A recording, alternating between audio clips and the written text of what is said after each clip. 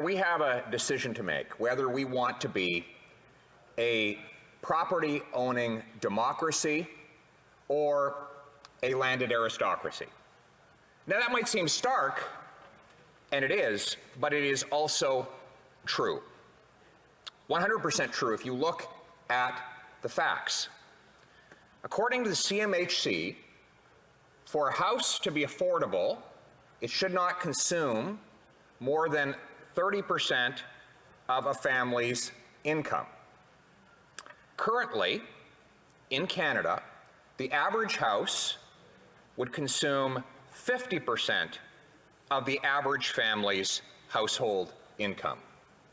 In other words, the average house is 2/3 more expensive than the average family can presently afford. And that's just the average. Across Canada, there are more extreme examples. For example, in Toronto, it takes 68% of the average family's income to own the average house.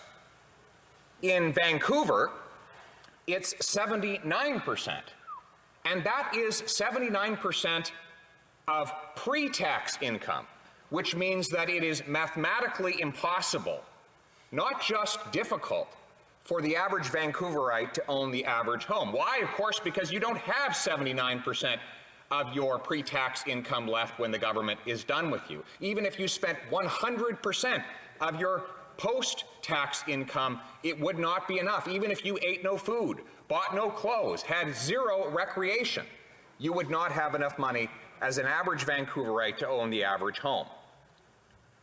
Now, what's causing it?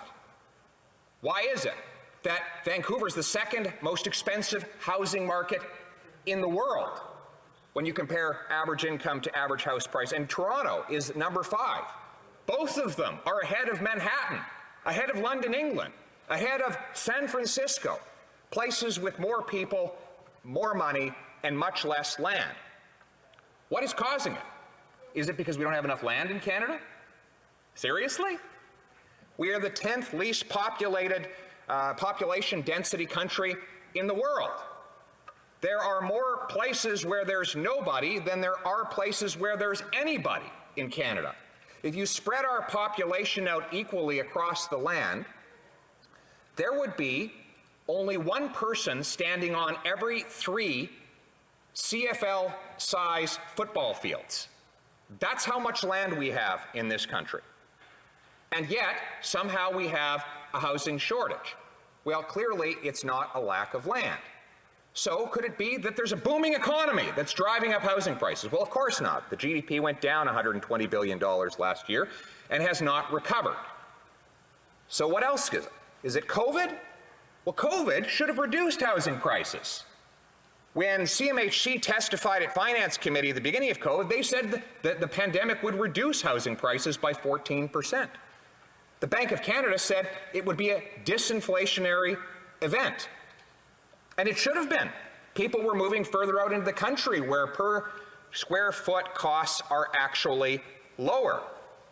Furthermore, their jobs were threatened, so they would be less inclined to get approved for a mortgage, and their earned wages were down, which means that they would have less money with which to pay it. It should have driven down housing prices. Instead, housing prices went up. They started going down in April 2020 before rocketing up 40% since that time. So what is the real cause? Well, the answer is that government is restricting supply and ballooning demand. Let's start with supply. Here in Canada, we have one of the slowest processes on planet Earth to get from buying a land to building on it. In some jurisdictions, it takes 7 years. Canada, in general, is a place where it takes forever to get anything approved. In fact, out of 37 OECD nations, we're ranked number 36 for the time it takes to get a building permit for a warehouse. Not much different for housing. Toronto's per unit of housing cost of government is 50% higher than the average in the United States municipalities. Just the charges alone consume almost $250,000 in costs for every new unit housing built in Toronto. And if you take the global cost of government for a new unit of housing in Vancouver, it's $600,000 just to pay the cost of government. Now, this, of course, keeps aristocratic, leafy neighborhoods gentrified and keeps other people out, makes the rich richer because they get to have an exclusive domain over these neighborhoods where no one else can build and get in, which is very good if you already have a house. It increases your wealth. But for those people who are not yet in, well, they're shut out. It's like there is a wall built around these neighborhoods, and only the rich are allowed inside the wall, and everyone else has to try paying the gatekeeper to get in, but of course most can't afford to do so. And so the governments restrict supply. What do they do with demand? Well, they have pumped $356 billion of brand new created currency into the financial system. The Bank of Canada began printing money in March of 2020. And from February of that year to February of this year, the money supply grew by $354 billion. What was the size of the federal deficit? $354 billion, exactly the same number. So the printed money was to pay the government's overspending. Well, what did that do to inflation? Well, as we know, inflation is everywhere and always a monetary phenomenon. As the supply of money goes up, the prices rise with it. And it started with housing prices. In fact, from Q1 2020 to Q1 2021, the money that went into the financial system and into the mortgage system increased new mortgage borrowing by 41%. You know what the price increase was for housing between April of last year and April of this year? 42%. So the newly created money jacked up mortgage borrowing by 41% and housing prices by 42%. Coincidence? Of course not. These are the simple laws of supply and demand, and they're working very well for the very rich. If you own a $10 million mansion, the increase in your home value, depending on what month to month you choose, is somewhere between $3 and $4 million.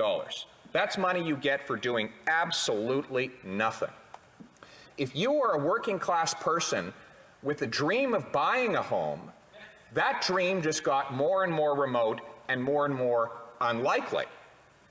And furthermore, your landlord's about to raise your rent because the cost of property has risen, which he or she will use, and perhaps in some cases unavoidably so, to raise rent on the people who live there.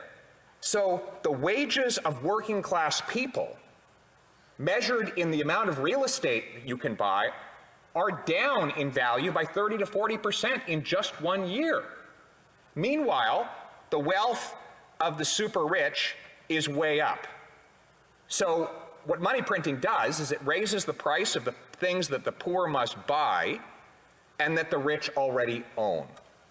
It is a colossal wealth transfer from the working wage earner to the wealthy asset owner.